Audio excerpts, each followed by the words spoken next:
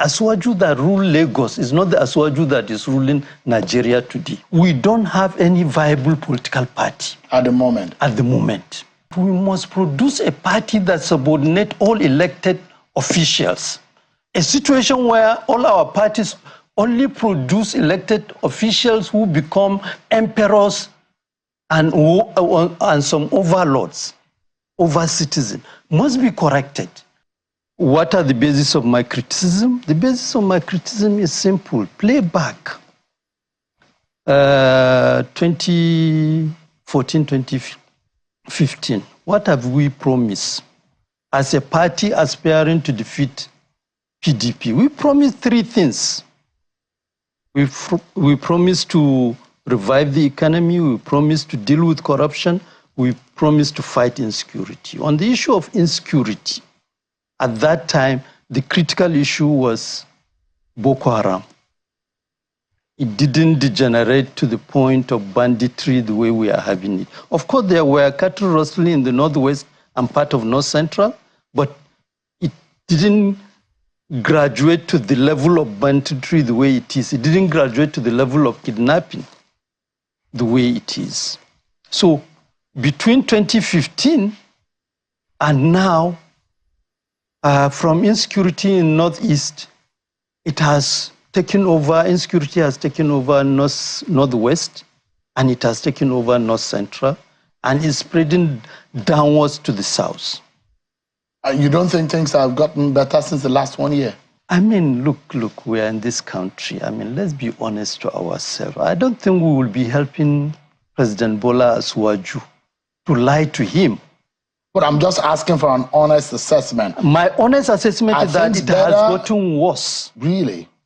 By statistics, by figures of killings or violence? Just play back in the last 1 month. I wish the security agencies will release record of statistics in terms of how many people have been killed or have been kidnapped. Today, there are more ungoverned spaces, more spaces that are insecure, unsecure. So you think that this government has failed woefully in the last 1 year in area of security? I mean, look, let's not dance around the issue. In the area of security, we have gotten worse. And it's almost like a free fall. And we need to really be honest to ourselves. In the area of the economy, for the first time, we are having a situation where about 2 or 3 budgets are being run concurrently at federal level. And what that means is that chances that corruption are on the increase are higher. I don't have the statistics, but these are some of the dangers. And even the mere fact that, for instance, inflation has gone beyond unimaginable levels. Our income has crashed. Even the mere fact that income of citizens have crashed is enough basis of insecurity itself. Today, it's not any propaganda that can cover that. The truth is that people are looking for food to eat, including people who are ideally income-earning people. They are not unemployed people. Largely because, I mean, how much is a bag of rice now? How much is a bag of corn? So, in all your security, in every aspect, you don't think we are doing well at all? We are not. And that's why, not. I mean, and I say that advisedly, and I say that in the hope that before you hear, how many times have I appeared in the last 1 year? And I keep making the point that my hope is that President Asuwaju will recover his democratic and progressive credential and begin to do the right thing. You had said that he has a capacity based on his I have said that. Yeah, but increasingly he's shown it in Lagos State. But you think that capacity at national level is not. Is it a matter of? I mean, you don't think that that personality is? At one point, you asked me a pointed question. if I have opportunity to advise him, what will I advise? And I went straight to the point about the team of people he has around him. So you don't think that he has the right person He around doesn't have the right people But why around. is it difficult? A lot of people seem to be saying this. I don't know. The president seems to still Clearly, have the people that people condemn. I have said it several times, even here, before you, that the Asuwaju that rule Lagos is not the Asuwaju that is ruling Nigeria today. At this point, because I have lost hope, after being an advocate, appealing, thinking that he will recover himself, the beauty of democracy is that it gives citizens an opportunity. If government fails them, they should change it through election. And in the next less than 3 years from now, we are going to have election. But part of the issue, which for me, we are confronting now as activists, as political activists, is the fact that we don't have any viable political party. At the moment. At the moment. It's not just a question of, yes, Felix Moka is right that both the Labour Party and the PDP have issues. But that they have issues does not mean people who are members of these parties cannot come together and begin to respond to the challenge and do the needful before 2020. The truth is that there is no party, including the ruling party. When last you are here, when last has APC met? Go and read their constitution. They were supposed to hold a NEC meeting. They postponed it after the NEC meeting is supposed to take place every 3 months. The last time by public record, the last time they had a NEC meeting was August 4th. I mean, there are those who say, oh, the reasons are because of the commitment of the president to foreign travels. That is part of the danger before the president has been in China. That is part of no. That is part of the danger which we have to confront as a nation. A situation where the president is over and above the party that produces him, then is dangerous. Is that not what the case has been, at least in the Fourth Republic? Which is what, as APC, I was a founding member of APC. Our promise in 2015 was that we are going to change all that. And we failed. Anybody who is not ready to admit that, it means it's not ready to really move Nigerian democracy forward. But the fundamental challenge before us as a nation is that we need a democracy that is responsive. And being responsive is about producing leaders who will comply with the rule of their own party. If today President Asuwaju recover himself, I have said it in this studio, if he recover himself and start doing the right thing, I'm ready to make public apology and queue behind him. But so long as he continue on this route, I mean, people are dying. There's hardship in the land. There is hardship in the land. So, and that's why, for some of us, we believe that let's talk about the issues and how to move this country forward. That is the point. Of it. The part of the issue is that we must produce a party that subordinates all elected officials. A situation where all our parties only produce elected officials who become emperors and some overlords over citizens must be corrected. Here on this studio, I think it was with you, who read the point about Second Republic. How, for instance, you go to a meeting of a political party, the president will be sitting in the audience. In the audience. It's only when the leader of the party and the chairman comes in when the meeting starts. For goodness sake, part of my fight, when I fought, and this is the point why I feel agitated when people begin to reduce this to sectional issue. When I fought Abdullahi Adamu, at the national chairman, Abdullahi, for goodness sake, is from the north. If I want to play that ethnic card, I'll just keep quiet. Maybe I will have still been in the National Working Committee. And maybe all the privileges, and there are privileges. I made that conscious choice. Partly because I didn't come from the background whereby my mission in politics is about survival. I believe as a person, I can survive without holding political position. Now, let's come back to the nitty-gritty issues, Mr. Shehu. If we elect leaders based on promises they made. What is the main promise of President Aswaju? Renewed hope.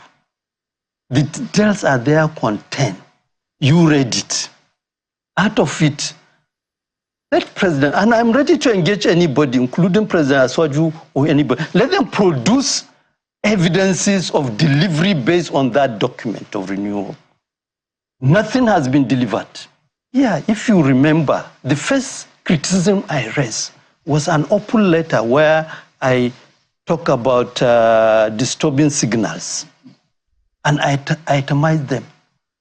For goodness sake, for a monocultural economy like Nigeria, depending on oil, which has become the live wire, you remove subsidy without any plan in terms of how to guarantee local production, which is the crisis we are facing.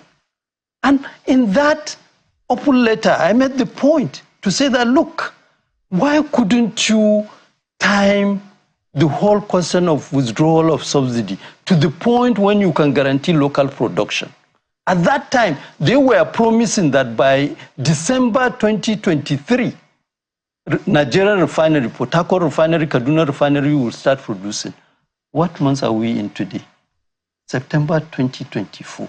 9 months after, these refineries have not. So all the promises have failed. Have failed. But one of the things that angered the APC and why Felix Moka is particularly very, very angry with you, and you can feel it in the spirit of his writing, is if how dare you compare 16 years of PDP why to not? 9 years Why of not? APC? Why not? And are you saying that the 16 Mr. years of that's what angered him? Mr. Shaw, we are Nigerians. If it angered him, he should go and engage President Aswaju and every person in government to respond much more positively. It's not about throwing those tantrum and putting words that have no meaning. Let's look at solutions now. Going forward, you asked in the concluding part of your document that we need a new beginning, and you said time is of the essence. You are asking for public negotiation, and you think that it should commence now. Is that the way to go? Definitely, because we need, at the minimum, if APC as a political party is not functioning, PDP as a party is not functioning, Labour Party as a party is not functioning, all the parties are not functioning. At the minimum, we must produce a party that is functional and at the same time, which is what I highlighted in that writing, it's not just about defeating Aswaju and APC. It's about producing a responsive government, one that elected representative will be subordinated to the party. So if not, the fear is that there might be a storm that will remove the party at the end of the day. Is that what you fear? There will definitely be a storm because, look, this country cannot continue like this. What I know is that something will have to give. Whether that act of giving will produce something deliberate that will correct all the mess we have around is what I'm pushing. And I guarantee you, I am confident. The same way we were able to get military out of power, we are going to correct the current mess. We are going to get to a situation where we have a functional political party, and APC and President Aswaju will be defeated in 2027 and will produce leaders that will be servant to citizens, not leaders who are emperors. With all the issues with political parties in Nigeria, do you honestly expect that we can get good leaders from them? With what is happening in PDP, what is happening in APC, what is happening in Labour Party, what is happening in NNPP, do you really think that we can get good leaders from these political parties the way they are structured? At least we can all agree that the problem of Nigeria, at the heart of it, is bad leadership. Whether we say it is foreign interference, the IMF and the World Bank and the CIA that are controlling our leaders, is because of bad leadership. That's why that is possible. We had good leaders That will not happen. So, bad leadership, the problem. Oh, the problem is constitution. Oh yeah, we will have new constitution if the leaders were good. They will give us a good constitution. Oh, the problem is marginalization. Bad policies, they all stem from bad leadership. So if we all agree that at the heart of the problems of Nigeria is bad leadership, I want to ask, since leaders come from political parties, right now there are no independent candidates in Nigeria. So our leaders come from political parties. I want to ask, with the way the political parties are structured now, APC, PDP, Labour Party, NNPP, do you really expect, honestly, that we can get credible leaders to come out from such political parties, any of them? I said it earlier that if you think about it, it's easy for you to throw your hands in the air and give up and complain and complain and complain. Just feel bitterness in your heart. I understand that feeling because I felt it too. And that was what pushed me to think and think and think and think hard about a solution to this. We can't just continue like this. We can't just continue like this. Somebody says, oh, the results for 2027 election has been written by Tinubu is sure. And so I ask myself, what is that supposed to mean? Does that mean that we shouldn't bother to participate or prepare for the 2027 elections? Does it mean that, oh, definitely, oh, Tinubu gets to perpetuate himself in office beyond 2027? And so we should just sit down and do nothing? Come on. If you think about Nigeria, the tendency is for you to feel and believe and think like that. It's a narrative that they drive using propaganda. It's a programming, it's social programming. And if you're feeling that way, I can understand why. But I bring good news. We can change that by setting up a new political party where we have clearly stated conditions, ideologies that are clearly stated in our constitution. And to take it a step further, because Nigerians will be Nigerians. One thing we don't understand is every Nigerian has a tendency to be corrupt. Some may be higher than others, but every Nigerian has a tendency to be corrupt. And if you put a goat in a room with yam, it will be foolish not to expect the goat not to eat the yam. So what do?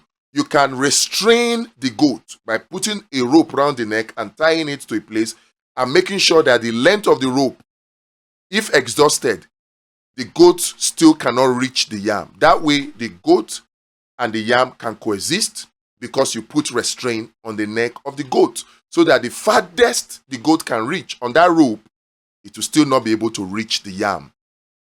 That is why we need to set up this new political party in such a way that in the constitution of the party, we will clearly state the ideologies and we will clearly state the punishment for those ideologies. So those punishments will serve as the rope around the neck of that goat. That way, we are not leaving the behavior of people or members or leaders that emerge on the platform of this, our new political party. We are not leaving their behavior to chance. We anticipate it and we put measures in our constitution clearly stated, so that we will not have the issues we are having in the political parties now. In this new political party that we want to form, we will make sure that the provisions are clearly stated and the punishment for breach of those ideologies, those positions, are clearly stated as well. Because you see, INEC recognizes the constitution of the political party.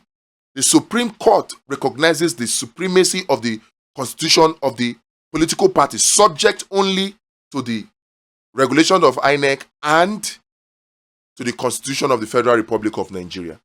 So we cannot continue the way we are now. And we cannot continue to do the same things we are doing now and expect a different result. We have to change. We cannot only be relying on revolution, when we do not have the means for such a revolution, or when we are not ready for the sacrifice, the huge sacrifice in lives and properties that may be required for such a revolution, we can come about a revolution that is intellectual, that is peaceful, and yet very forceful to bring about a change in the leadership of this country through this new political party that I'm talking about. It is the Abundance Party of Nigeria. There's a link in the description for it. But while you go to look at that link and click on it, I'd like to tell you also that there's a second reason why it is absolutely important that we do this now. We do it now without delay. There's a second reason.